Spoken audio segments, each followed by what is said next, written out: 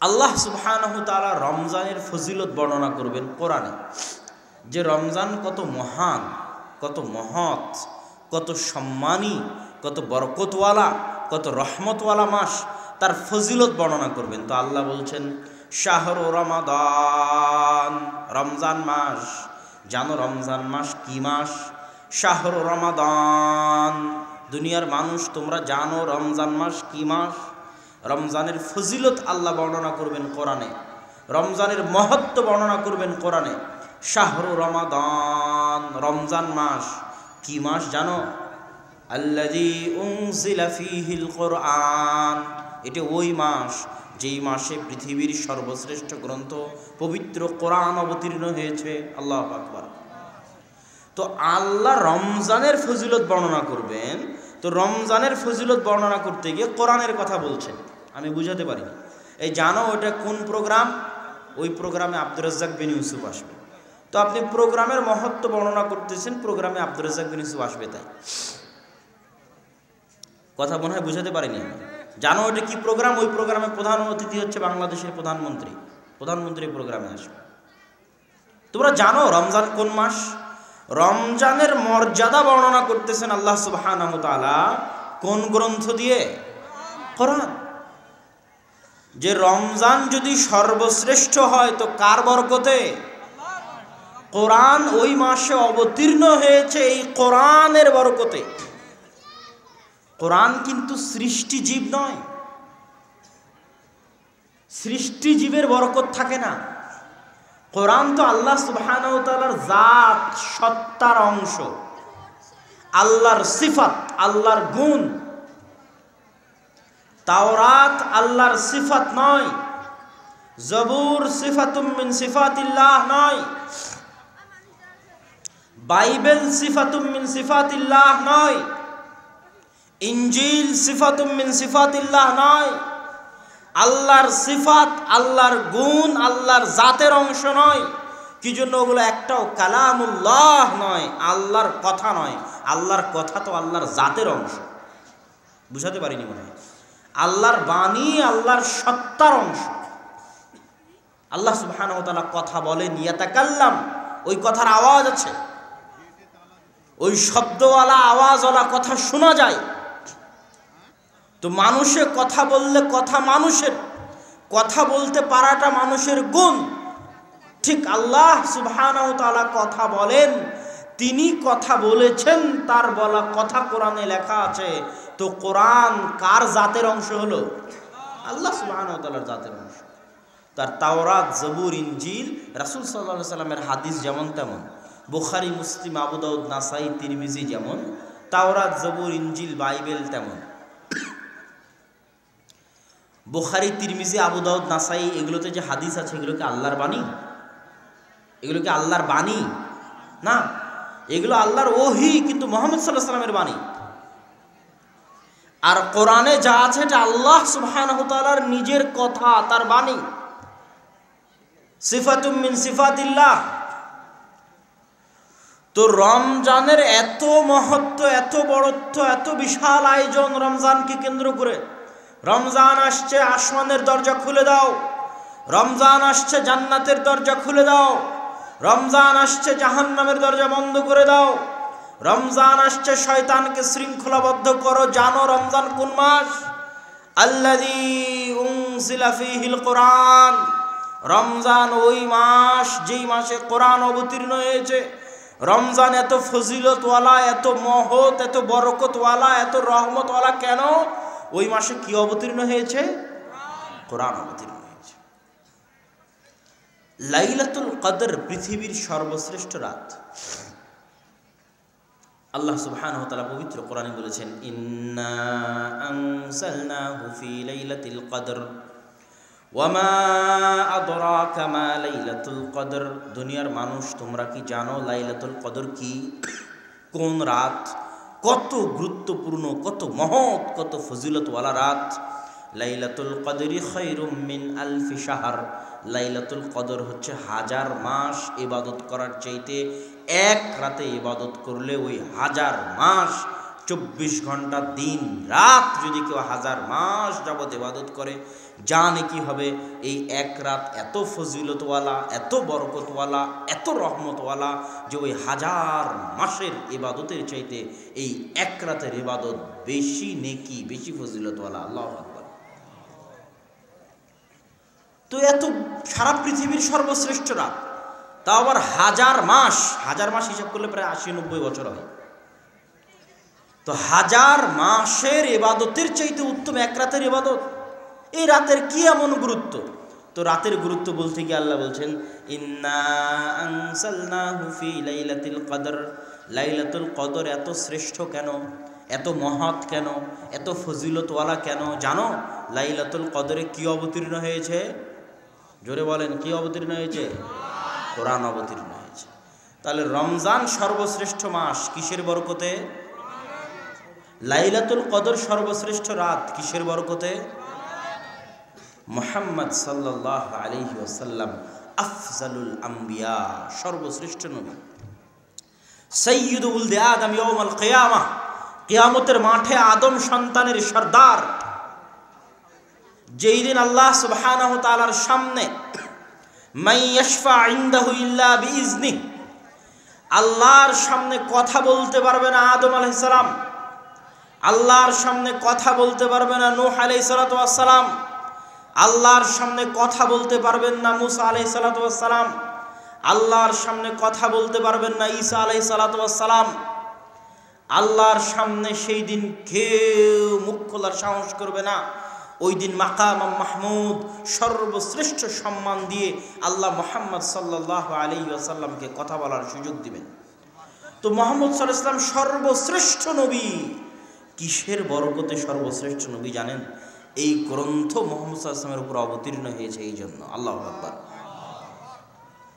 তো রমজান সর্বশ্রেষ্ঠ রাত, কোরআন রমজান মাসে অবতীর্ণ হয়েছে এই জন্য।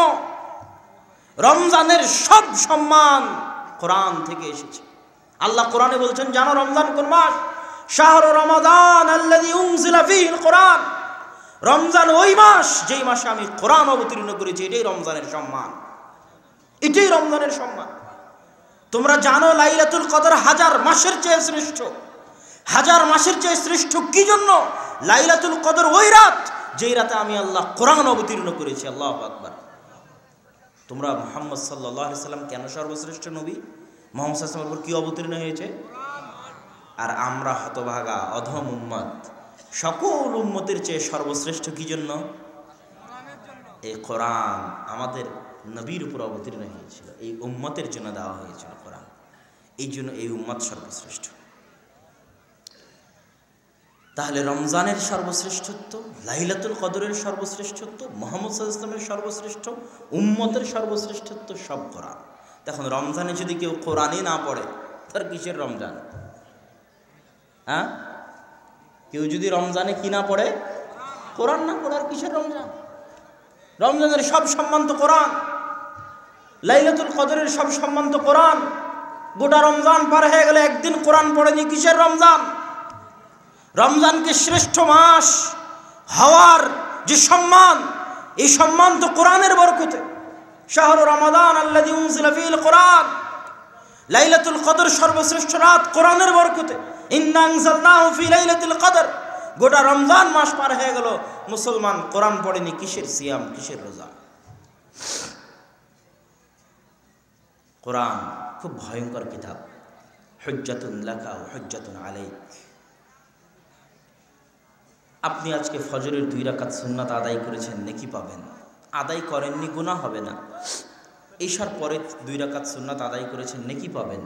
আদায় করেননি, গুনাহ হবে না।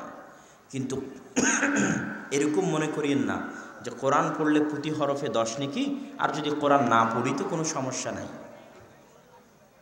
নেয়ামত যত বড়, পরীক্ষা তত বড়। নেয়ামত যত বেশি, পরীক্ষা তত বেশি। কোরআনের মতো মহাগ্রন্থ আপনাকে দিয়ে আল্লাহ সম্মানিত করেছে, এই উম্মতকে দিয়ে আল্লাহ সম্মানিত করেছে। এখন এত বড় নিয়ামত, যেই নিয়ামতের বরকতে রমজান সর্বশ্রেষ্ঠ, যেই নিয়ামতের বরকতে লাইলাতুল কদর সর্বশ্রেষ্ঠ, যেই নিয়ামতের বরকতে মুহাম্মদ সাল্লাল্লাহু আলাইহি ওয়াসাল্লাম সর্বশ্রেষ্ঠ, যেই নিয়ামতের বরকতে আমি আপনি সর্বশ্রেষ্ঠ উম্মত, ওই বই যদি একদিনও খুলে না দেখেন, একদিনও পড়ে না দেখেন, তো কিছুই হবে না, কিছুই হবে না। এটা কোনোদিন হতে পারে না। রাসূল সাল্লাল্লাহু আলাইহি ওয়াসাল্লাম বলেছেন, আল কোরআন হুজ্জাতুন লাকা ওয়া হুজ্জাতুন আলাইকা। কিয়ামতের মাঠে কোরআনকে কথা বলার সুযোগ দেওয়া হবে। আল কোরআন ইয়াতাকাল্লামু ইয়াউমাল কিয়ামাহ, কোরআন কিয়ামতের মাঠে কথা বলবে। ইউশাফিউ, মানুষের জন্য শাফাআত করবে। কথা বলতে গিয়ে কোরআন হয় হুজ্জাতুন লাকা, তোমার পক্ষে কথা বলবে, আও হুজ্জাতুন আলাইকা, অথবা কোরআন তোমার বিপক্ষে কথা বলবে। কোরআন চুপ থাকবে না, আমি গিয়ে দাঁড়াবো, কোরআন বলবে, আল্লাহ এই ব্যক্তি মানাতুহু আনিন নাওম, রাতের ঘুম নষ্ট করে তোমার কিতাব কোরআন তেলাওয়াত করেছে, জান্নাতে দিয়ে দাও। আল্লাহু আকবার। আর আমি জীবনে কোরআন পড়িনি, তো এখন সামনে গিয়ে দাঁড়াবো, তো কোরআন চুপ থাকবে না? চুপ থাকবে। কোরআন বলবে, আল্লাহ এর বাড়িতে কোরআন ছিল, হাজারবার চুমা দিয়েছে, বুকে লাগিয়েছে, কোনোদিন খুলে পড়েনি। কোরআনে কথা বলবে, হুজ্জাতুন আলাইক, আপনার বিপক্ষে কথা বলবে, একে দরকার নেই জান্নাতে দেওয়ার। যার বাড়িতে কোরআন থাকার পর কোনোদিন খুলে পড়ে না, যে উম্মতের উপর এত শ্রেষ্ঠ গ্রন্থ দেওয়া হয়েছে, কোনোদিন পড়ে না। গোটা রমজান মাস পার হয়ে গেলে একদিন কোরআন পড়েনি। কয়জন কোরআন পড়া জানে? কয়জন? এসএসসি করার সুযোগ হয়, এইচএসসি, বিসিএস, পিএইচডি, চাকরি বাকরি, ধন দৌলত, টাকা পয়সা, সন্তান সন্ততি সব করার সুযোগ হলো, আল্লাহর বাণী শিখার সুযোগ হলো না। হুজ্জাতুন আলাইক, কত বড় দলিল হবে এই কোরআন! এক কোরআন আপনাকে জাহান্নামে নিয়ে চলে যাবে, এক কোরআন যদি আপনার বিরুদ্ধে দাঁড়ায় কিয়ামতের মাঠে।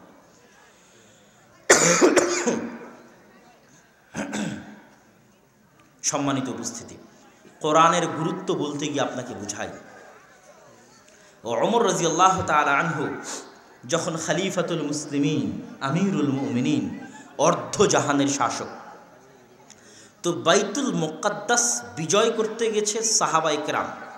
বাইতুল মুকাদ্দাস বিজয়ের যুদ্ধে সাহাবীদের সংখ্যা ছিল 4000-এর উপরে। 4000-এর অধিক সাহাবী ওই মুজাহিদ বাহিনীর অন্তর্ভুক্ত ছিলেন, যারা জেরুজালেম ঘেরাও করে রেখেছে। এই বাইতুল মুকাদ্দাস কোন বাইতুল মুকাদ্দাস? ইহুদি ধর্মের সবচেয়ে পবিত্র জায়গা বাইতুল মুকাদ্দাস, খ্রিস্টান ধর্মের সবচেয়ে পবিত্র জায়গা বাইতুল মুকাদ্দাস, উম্মতে মুহাম্মাদিরও পবিত্র জায়গাগুলোর একটা অন্যতম পবিত্র জায়গা বাইতুল মুকাদ্দাস। মুসা আলাইহিস সালাতু ওয়াস সালাম মিশর থেকে পালিয়ে যাচ্ছেন না, উনি মূলত ওনার আদি পিতার বাপদাদার ভূমিতে ফিরে যাচ্ছেন। আদি পিতা বাপদাদা মানে ওই যে 300-400 বছর আগে ইউসুফ আলাইহিস সালাম মিশরে এসেছিলেন, তখন তার 11 ভাই আর বাপ মা সবকে ফিলিস্তিন থেকে মিশরে নিয়ে এসেছিলেন। তার আগ পর্যন্ত ইব্রাহিম থাকতেন ফিলিস্তিনে, জেরুজালেমে। তার আগ পর্যন্ত ইসহাক থাকতেন ফিলিস্তিন, জেরুজালেমে। তার আগ পর্যন্ত ইয়াকুব থাকতেন ফিলিস্তিন, জেরুজালেমে। ইব্রাহিমের কবর ফিলিস্তিন, জেরুজালেমে। ইসহাকের কবর ফিলিস্তিন, জেরুজালেমে। ইয়াকুবের কবর ফিলিস্তিন, জেরুজালেমে। তো মুসা আলাইহিস সালাম মিশর ছেড়ে নদী পার হয়ে যাচ্ছেন, পালাচ্ছেন, না নিজের আদি ভিটায় ফিরে যাচ্ছেন? বলেন তো। নিজের বাপ দাদার জমিতে ফিরে যাচ্ছে। কোন বাপ দাদা? আবাই ইয়াকুব ওয়া ইসহাক ওয়া ইব্রাহিম। আমার বাপ দাদা ইউসুফ, ইয়াকুব, ইসহাক, ইব্রাহিমের আদি ভূমি ফিলিস্তিন, জেরুজালেমে ফিরে যাচ্ছে। মুসা আলাইহিস সালাম বাইতুল মুকাদ্দাসকে এত ভালোবাসতেন, আল্লাহ সুবহানাহু ওয়া তাআলা যখন আদেশ দিলেন যে মুসা, তুমি তো মিশর থেকে নদীর মধ্যে দিয়ে রাস্তা তৈরি করে দিয়ে সিনাই মরুভূমিতে চলে এসেছো। ম্যাপ খুলবেন, গুগল ম্যাপ খুলে দেখবেন মিশর থেকে সিনাই মরুভূমি, মাঝখানে সমুদ্র আছে, লোহিত সাগর। তো মুসা আলাইহিস সালাম ওই লোহিত সাগর পার হয়ে ওই সিনাই মরুভূমিতে গেছেন। ওই সিনাই মরুভূমিতে তুর পাহাড় আছে, লোহিত সাগরের ওই পারে। গুগল ম্যাপে আপনি স্পষ্ট দেখতে পাবেন। ওই সিনাই মরুভূমিতেই বানু ইসরাইল 40 বছর ঘুরেছিল। ওই সিনাই মরুভূমিতেই মুসা আলাইহিস সালাম আল্লাহর সাথে ইবাদত করার জন্য গেছিলেন 40 দিন 40 রাত। ওই সিনাই মরুভূমিতেই বানু ইসরাইল দেখতে চেয়েছিল যে আমাদেরকে আল্লাহকে দেখান। তখন আল্লাহর তাজাল্লি পাহাড়ে এসে পাহাড় জ্বলে পুড়ে ছারখার হয়ে গেছিল। এগুলো সব নদী পার হওয়ার পরে, নদী পার হওয়ার আগে নয়, সমুদ্র পার হওয়ার আগে নয়, সমুদ্রে ফেরাউন ডুবে যাওয়ার পরে। কথা কি আমার বুঝতে পারছেন? সব সিনাই মরুভূমিতে ঘটতেছে। তো ফিলিস্তিনে যায় না কেন? গুগল ম্যাপে দেখবেন সিনাই মরুভূমির শেষ হওয়ার পরেই ফিলিস্তিন। যে কোনো যুবক যারা গুগল ম্যাপ অন করতে পারে তারা দেখবা সিনাই, মিশর, লোহিত সাগর, সিনাই মরুভূমি, তারপর ফিলিস্তিন। তো উনি তো মিশর থেকে নিজের আদি বাপদাদার ভূমিতে ফিরে যাচ্ছে, জেরুজালেমে। এতদিন সিনাই মরুভূমিতে কেন? আল্লাহ তাদেরকে আদেশ দিয়েছিল যে জেরুজালেমে এখন আমালেকা গোত্র, শক্তিশালী, পাওয়ারফুল, বিশাল বডির অধিকারী, ওই আমালেকা গোত্রের কাছ থেকে জেরুজালেম উদ্ধার করতে হবে যুদ্ধ করে, জিহাদ করে। তো আল্লাহ মুসা আলাইহিস সালামকে আদেশ দিয়েছিল তুমি তোমার কওম নিয়ে জিহাদ করে জেরুজালেম উদ্ধার করো। তখন মুসা আলাইহিস সালামের নিমক হারাম কওম বানু ইসরাঈলরা বলেছিল ইযহাব আনতা ওয়া রাব্বুকা ফাকাতিলা, মুসা তুমি আর তোমার আল্লাহ গিয়ে যুদ্ধ করো, আমরা যুদ্ধ করতে পারবো না, নাউজুবিল্লাহ। তো তারা যুদ্ধ করতে যায়নি, এই নিমক হারাম কওম। তো এই জন্য মুসা আলাইহিস সালাম খুব কষ্ট পেয়েছেন। ওনার স্বপ্ন ছিল যিনি মিশর থেকে বের হয়ে জেরুজালেমে আদি বাপদাদার ভূমিতে বাইতুল মুকাদ্দাসে ওখানে যাবেন। তো বুখারীর হাদিসে রাসূল সাল্লাল্লাহু আলাইহি ওয়াসাল্লাম বলছেন যে মুসা আলাইহিস সালাম মরার আগে আল্লাহর কাছে দোয়া করেছিলেন, আল্লাহ আমার ভাগ্যে তো বাইতুল মুকাদ্দাস জেরুজালেমে যাওয়ার সুযোগ হলো না, তো আমার মৃত্যুটা বাইতুল মুকাদ্দাসের এত নিকটে করে দিয়েন, জেরুজালেমের এত নিকটে করে দিয়েন যেন একটা ঢিল নিক্ষেপ করলে আমার কবরে এসে পড়ে। তো বুখারীতে রাসূল সাল্লাল্লাহু আলাইহি সাল্লামের হাদিস, রাসূল সাল্লাল্লাহু আলাইহি সাল্লাম বলছেন আমি যদি সঙ্গী সাথী, আমি যদি আজ ফিলিস্তিনের মাটিতে থাকতাম, জেরুজালেমে থাকতাম, তাহলে তোমাদেরকে দেখাতাম কোথায় মুসা আলাইহিস সালামের কবর, বাইতুল মুকাদ্দাসের নিকটবর্তী জায়গায়, জেরুজালেমের নিকটবর্তী জায়গায় কোথায় মুসা আলাইহিস সালামের কবর আছে আমি তোমাদেরকে দেখিয়ে দিতাম। তো তাহলে মুসা আলাইহিস সালামের গোত্র হচ্ছে ইহুদি। দাউদ আলাইহিস সালাম বিশাল সাম্রাজ্য চালিয়েছে বাইতুল মুকাদ্দাস থেকে। সুলাইমান আলাইহিস সালাম গোটা পৃথিবী শাসন করেছে বাইতুল মুকাদ্দাস থেকে, জেরুজালেম থেকে। তো এই জন্য ইহুদিরা পাগল বাইতুল মুকাদ্দাস দখল করবে। খ্রিস্টানরা কি জন্য? মারিয়াম আলাইহিস সালাম কোন মসজিদের খাদেম ছিল? বাইতুল মুকাদ্দাসের খাদেম ছিল। ঈসা আলাইহিস সালামের জন্ম কোথায় হয়েছে? জেরুজালেমে হয়েছে। ঈসা আলাইহিস সালাম বড় হয়েছে কোথায়? ফিলিস্তিনে। আমাদের দৃষ্টিতে ঈসা আলাইহিস সালাম আল্লাহর কাছে আছে, জীবিত, কিন্তু খ্রিস্টানদের দৃষ্টিতে ঈসা আলাইহিস সালাম মারা গেছেন। কোথায় মারা গেছেন? ফিলিস্তিনে, জেরুজালেমে। তাহলে খ্রিস্টানদের যদি গোটা পৃথিবী দিয়ে দেন যে বাবা তোদের তো এই ইউরোপ তো আর কম ধনী দেশ না, ইউরোপ কি ধনী কান্ট্রি না? ইংল্যান্ড, জার্মান, ফ্রান্স, এগুলো কি ধনী কান্ট্রি না? শক্তিশালী দেশ না? তোদের কিসের অভাব আছে রে বাবা? টাকা পয়সা, পারমাণবিক এবং ধন দৌলত আরও গোটা দুনিয়া নিয়ে নে। তবুও ওরা মনে করবে আমাদের হাতে কিছুই নাই যদি বাইতুল মুকাদ্দাস না থাকে। ইহুদিদেরকে বলেন তো গোটা দুনিয়া দিয়ে দিচ্ছি, সারা দুনিয়ার সব সম্পদ তোদেরকে দিয়ে দিলাম। ইহুদিরা বলবে দরকার নাই বাবা সারা দুনিয়ার সব সম্পদের, যদি বাইতুল মুকাদ্দাস আমাদের হাতে না থাকে তো দুনিয়াতে আমাদের হাতে কিছু নেই। বুঝতে পারছেন? তো ওই বাইতুল মুকাদ্দাস বিজয় করার জন্য ওমর রাদিয়াল্লাহু তাআলা আনহু যাচ্ছে।